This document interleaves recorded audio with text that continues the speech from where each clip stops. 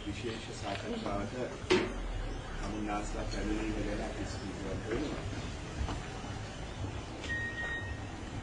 පසුගිය බ්‍රහස්පතින්දා 21 වෙනිදා මමත් අනුර දිසානායක මන්ත්‍රීතුමත් සරත් ෆොන්සේකා මැතිතුමාගේ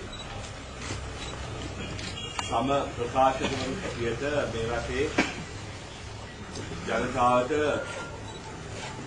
විශේෂ තොරතුරක් පිළිදරව් කරා. එක පැත්තකින් රාජපක්ෂ ආණ්ඩුව අසාර්ථක මැතිවරණ ව්‍යාපාරයක් ඉදිරියේ දිගින් දිගටම සරත් ෆොන්සේකා මැතිතුමාට විවිධ බොරු චෝදනා ඉදිරිපත් කරා. අපි දැක්කා පසුගිය සති කිහිපය තුළදී සරත් ෆොන්සේකා මහතා සහ DNA එහෙම නැත්නම් සම්බන්ධන් මන්ත්‍රීවරයා සමග රහස් යුසුමක් කියන බවට සම්පූර්ණයෙන්ම අසත්‍ය ප්‍රචාරයක් මුල් කරගෙන විවිධ තොරතුරු ජනතාව ඉදිරියේ තියලා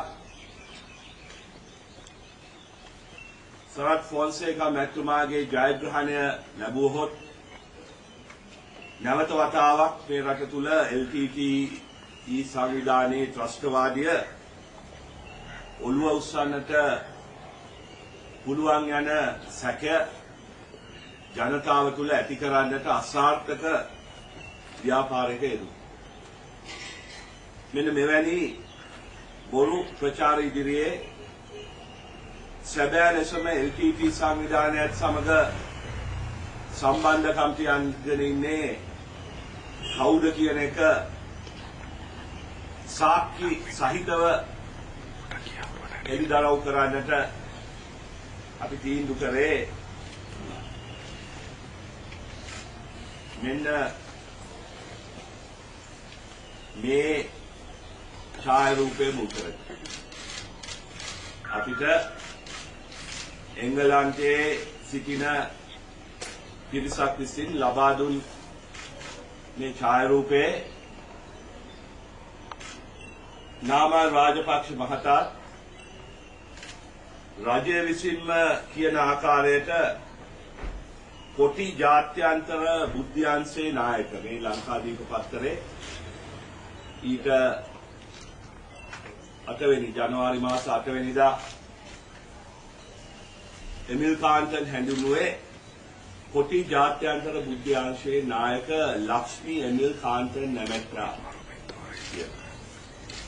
එවනම් මේ ජාත්‍යන්තර කොටි බුද්ධ්‍යංශයේ නායකයාත් තාරුණ්‍යයේ හෙට නායකයා නාමල් රාජපක්ෂත් ඉන්න මේ පින්තූරය අපි ජනතාවට ඉදිරිපත් කරලා නාමල් රාජපක්ෂ මහත්මයාගෙන් නෙමෙයි අපි මේ රටේ අගමැතිවරයාගෙන්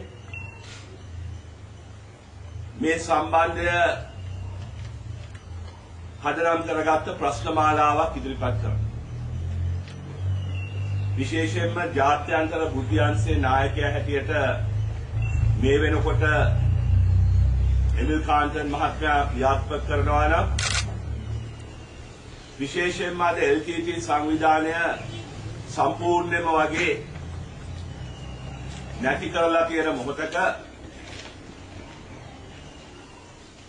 එමිල් කාන්තන් සහ KP විතරයි අද ලෝකයේ ජීවත් වෙන අය අතරින් LTTE සංවිධානයේ ගිණුම් කොහෙද තියෙන්නේ කියලා, LTTE සංවිධානයේ ආයෝජන කොහෙද තියෙන්නේ කියලා, LTTE සංවිධානයේ පෙට්‍රල් ෂෙඩ් සුපර් මාකට් කොහෙද තියෙන්නේ කියලා දන්න එකම පුද්ගලයන් දෙදෙනා. අනේ ඒ නිසා තමයි අපි එදා ඒ පුවත්පත් සාකච්ඡාවේදී අගමැතිවරයාට අපි ප්‍රකාශයක් කරන්නයි කිව්වා.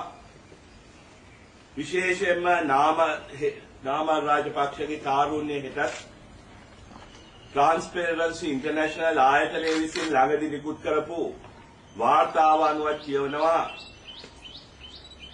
කෝටි 600කට ආසන්න මුදල් ප්‍රමාණයක් පසුගිය මැතිවරණයේ සති 5කට වැඩි කාල සීමාවක් තුළ වියදම් කරයි කියලා. අපි දන්නවා නාමල් රාජපක්ෂගේ කාරුණ්‍යයට ලියාපදිංචි කරේ අවුරුදු 4කට ඉස්සෙල්ලා. ඒක පෞද්ගලික සමාගමක් හැටියට ලියාපදිංචි කරලා තියෙනවා. මේ පෞද්ගලික සමාගමේ ලියාපදිංචි ලිපිනය අරලියගහ මන්දිරයේ කොළඹ 3 මේ පෞද්ගලික සමාගමේ අනිත් අධ්‍යක්ෂකවරයා නාමල් රාජපක්ෂගේ මල්ලි යෝෂිත රාජපක්ෂ නාවික හමුදාවේ ලෙෆ්ටිනන්ට් වරෙක්. නමුත් අපි මේ ඡායාරූපය තුලින් මෙවැනි විශාල මුදලක් ලබා ගන්නේ කොහෙන්ද කියන එකට යම් පිළිතුරක් ලැබුණයි කියලා අපි හිතුවා. විශේෂයෙන්ම එමිල් කාන්තන් හරහා අද තාරුණ්‍ය හෙට කියන සංවිධානය කොටි සල්ලි සුදු කරවන ආයතනයක්ද කියලා අපි ප්‍රශ්න කරනවා.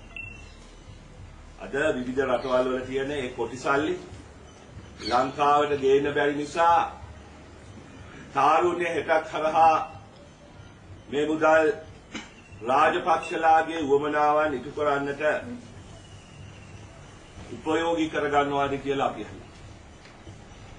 නමුත් ඒ එක ප්‍රශ්නයකටවත් පිළිතුරක් නොදී ඒ හැම ප්‍රශ්නයක්ම ඇහුනේ නෑ වගේ පැත්තකට දාලා මේ ඡායාරූපය සම්බන්ධයෙන් මුලින්ම නාමල් රාජපක්ෂ මහත්මයා ප්‍රතිචාර දැක්ුවේ සිරස රූපවාහිනියේ ප්‍රවෘත්ති වලින් අනිත් ආයතන වල ප්‍රවෘත්ති වලින් අපි දැක්කා. එතුමා මුලින්ම කිව්වා ඔව් මම එමිල් කාන්තන් අඳුරනවා. මම 21 වෙනි සියවසේ තරුණයෙක්. මට සිංහල දෙමළ හැම ජාතියෙම මිත්‍රයන් ඉන්නවා. බොහොම හොඳයි. බොහොම හොඳයි. තාත්තා වගේ ජාතිවාදී අන්තවාදියෙක් නොවේ. පුතාවත් ඒ වගේ හිතනවා නම් අපි සතුටු වෙනවා. නමුත් එහෙම කියපු නාමල් රාජපක්ෂ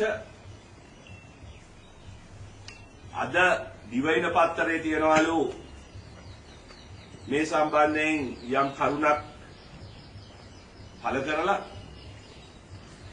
සංගීත සංදර්ශනයකින් පස්සේ නාමල්ගෙන් එමිල්ගේ මේ පින්තූරය ගැන ඇහුවම එයාගේ පිළිතුර වෙලා තියෙන්නේ මේ පින්තූරේ අරගත්තේ පසුගිය කාලේ තිරානලස් මහත්මයාගේ ගෙදර කියලා. අනිත් එක තිරානලස් තමයි ඔය වගේ දෙමළ කොල්ලෝ යාළුව හැටියට ඉන්නේ කියලා. ඒකෙන් නම් රාජපක්ෂ තාත්තගේම පුතා බව ඔප්පුනා. මොකද එක පැත්තකින් දෙමළ කොල්ලෙක් යාළුවෙක් හැටියට තියා ගැනීමත් වරදක් හැටියටයි නාමල් රාජපක්ෂ අද තියෙන දිවයින ලිපියෙන් පෙන්නලා තියෙන්නේ. අනිත් පැත්තෙන් මම හොඳට අඳුරනවායි කියපු නාමල් රාජපක්ෂ කියනවා නෑ මම තිරානලස්ගේ ගෙදර ඉඳෙද්දි තිරානලස් මට අඳුරලා දුන්නාලු. ඊට පස්සේ මාව ළඟ තියලා පින්තූරයක් ගත්තා. මිත්‍රවරුනි මේකම පේනවා නාමල් රාජපක්ෂට පට්ටපල් බොරුවක් තාත්තගේ පුතාමයි. අමූලික අසත්‍යයක් කරේ. මොකද මේක ඕන කෙනෙකුට පේනවා මේක මේ ගෙදරක ගත්ත පින්තූරයක් නෙමෙයි. මම නම් එංගලන්තයට ගිහිල්ලා තියෙනවා කීප වතාවක්. මම නම් දන්නේ නැහැ මේ අපේ තිරානලස් මහත්තයාට එහෙ ගෙවල් තියෙනවද නැද්ද කියලා. මම නම් දැකලවත් නැහැ. මේ වගේ දෙයක් තියෙනවා නම් අපි වරන් ඒ වගේ ගේකට එක ගිහිල්ලත් නැහැ. ආටවත් මේ වගේ ගෙවල් නැහැ. මේ ඩෙසර්ට්ස් මොකද ඩෙසර්ට්ස් පාර්ලර් පෑන් හවුස් තමන්ගේ මේ ගෙවල් වල මේ වගේ බෝඩ් ගහගෙන ඩෙසර්ට් පාර්ලර් පෑන් හවුස් කියන එක නෙමෙයි. මේක එංගලන්තේ තියෙන තරුපහේ හෝටලයක් ඇතුළේ. ඕන කෙනෙකුට මේක හොඳින්ම තේරුම් ගන්න පුළුවන්. අන්න එහෙමනම් අපි මේ අදහන්න සිද්ධ වෙලා තියෙනවා ඇයි නාමල් තමුසේ ඇත්ත කියන්නේ ඔච්චර බයකින්. එදා කිව්වා දන්නවයි කියලා අද කියනවා ටිලානරස්ගේ ගෙදරේ කියලා. නමුත් මේ